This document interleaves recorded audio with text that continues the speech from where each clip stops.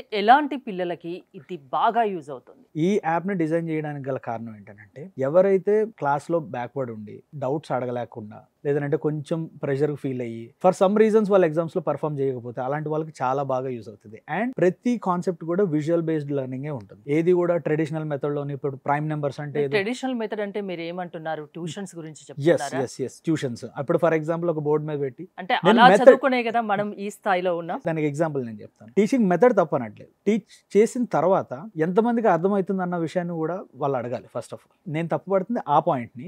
Method is same. మా నాన్నగారు చదువుకున్నప్పుడు, నేను చదువుకున్నప్పుడు, మా అన్నయ్య చదువుకున్నప్పుడు కానీ మొత్తం అందరూ చదువుకున్నది ఒకటే మెథడ్. కాకపోతే ఏంటంటే అకౌంటబిలిటీ లేదు. నీకు అర్థం కావట్లేదు అంటే రెండోసారి అడగాలి. రెండోసారి అడిగితే నేను చెప్తే నాకు టైం ఉండదు. స్కూల్లో ఒకటే పీరియడ్ లో మీరు ఎన్ని టాపిక్స్ అని మీరు కవర్ చేస్తారు. ఒక డౌట్ అంటే 2 డౌట్లు అంటే ఓకే. 25 మంది 25 డిఫరెంట్ డౌట్స్ అడిగితే మీకు టైం ఉండదు. మీ పిల్లలు మ్యాథ్స్ సైన్స్ లో డల్ గా ఉన్నారా? 100% మార్క్స్ కావాలంటే ఆన్లైన్ ట్యూషన్ ట్యుటోరిక్స్ లో జాయిన్ అవ్వండి.